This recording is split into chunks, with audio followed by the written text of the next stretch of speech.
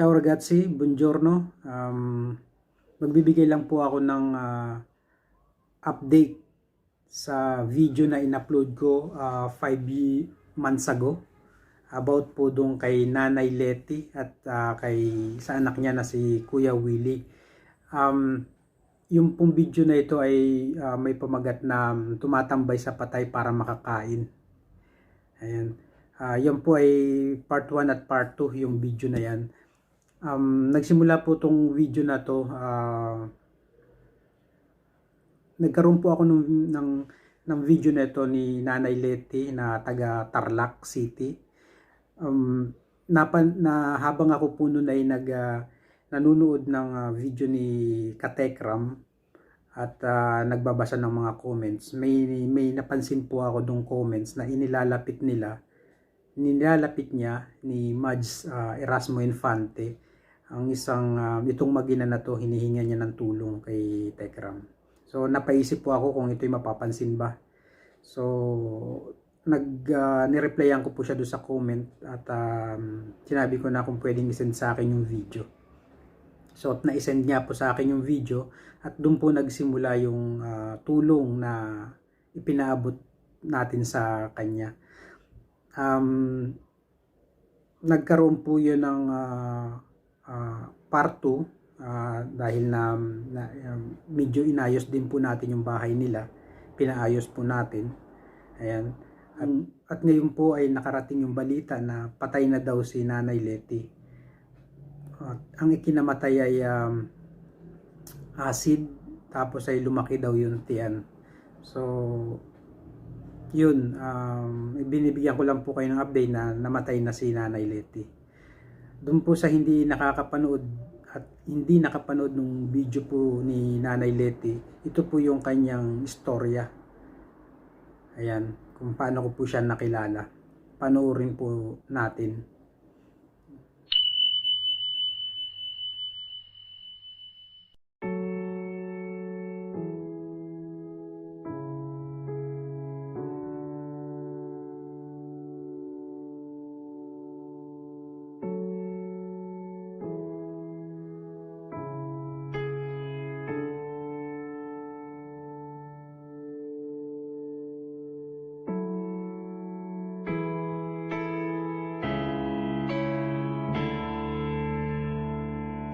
So guys, ito na po, dumating na po si Nanay Letty at saka ito po yung anak niya.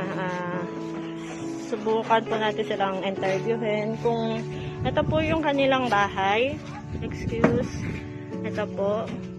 Kung makikita nyo po talaga, ang dami po talaga, kailangan din po talaga nila natulong kasi wala po silang kuryente dito. Tapos ito nga po, dinatnan ko po sila na naglalakad-lakad po, naghahanap siguro ng makakain nila.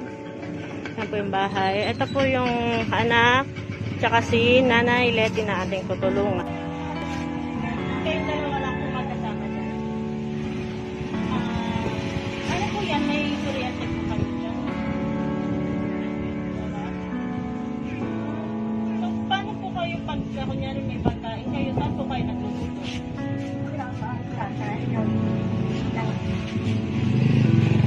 Magkakasarap po kayo, tapos nakakaitinit na po. Paano po kayo na nagluluto? Ibig sabihin po niya, hindi po kayo totally mag-ano lang po kayo. Pag minsan po, pag hindi po kayo nakakahingi ng tulong sa kapatid niyo, kunyari wala po, saan po kayo pumunta pagkain?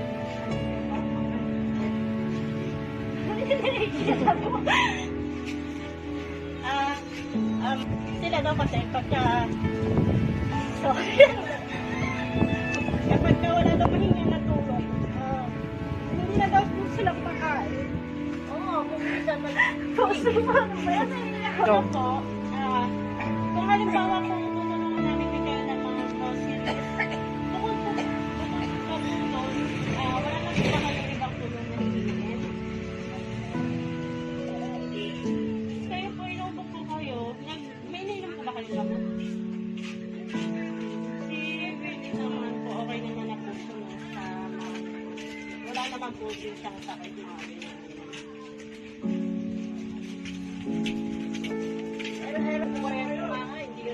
kasi kapag kung halimbawa po grocery tutulong natin sa kanila, hindi daw po kasi siya marunong magluto at saka yung bahay po niya wala po kasi kusina. Kung makikita niyo naman po sa video na ito po yung bahay niya. Ayan po, ito lang po dito sa side na to yung magsisilbing kusina po niya. Tapos saan po kayo dito natutulog? Dito? Dito? Dito daw lang po sila natutulog. Hindi naman po sila pwedeng matulog dito sa sahig kasi po ito pong sa nila is hindi po sementado. Kumbaga buhangin lang po siya. Ito po yung mga bahay. Ayan po yung bahay. Ayan po. Ito po.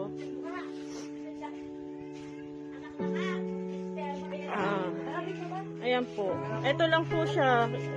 Ito lang ba yung kaliit? Yun doon. Ano yan doon? Ano yan doon? Pwede makita? Tingnan po natin yung loob niya talaga kung ano.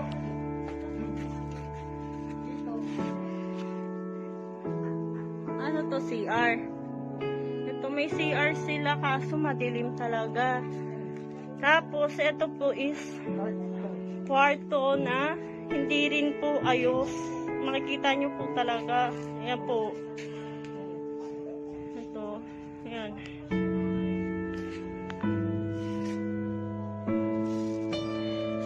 So, feeling ko po, hindi lang po grocery talaga yung needs nila.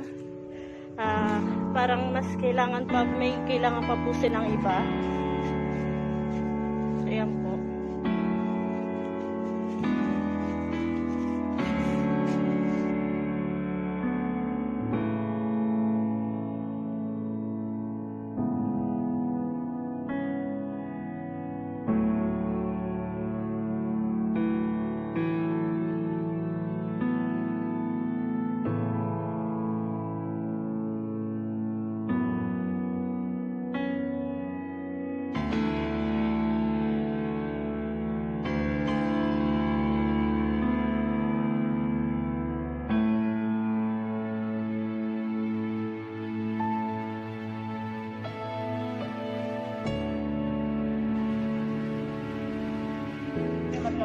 Hello po. Andito na po ako sa Magnanay na i-grocery na po natin sila. Thank you po kay Sir Joel Salcedo. Natanggap po namin yung pinadala nyo at ito na po, pinag-grocery ko na po sila. Dito. Ito po yung grocery. Ayan. Tapos, hindi, okay lang. Kasi ito po, nilagay na po nila dito sa timba yung iba. Yung islog, at saka yung bigas, ito nasa ibaba. At binilang ko rin po sila ng banig para mahigaan po sila. May sabon, mga sabon-sabon, mga panligo, panglaba, may unan, dalawang unan at may kumot. So, bukas po, babalikan ko po sila. Tutulungan ko pong linisin yung bahay nila. Kasi po, pag ngayon po natin nilinis is rush na po.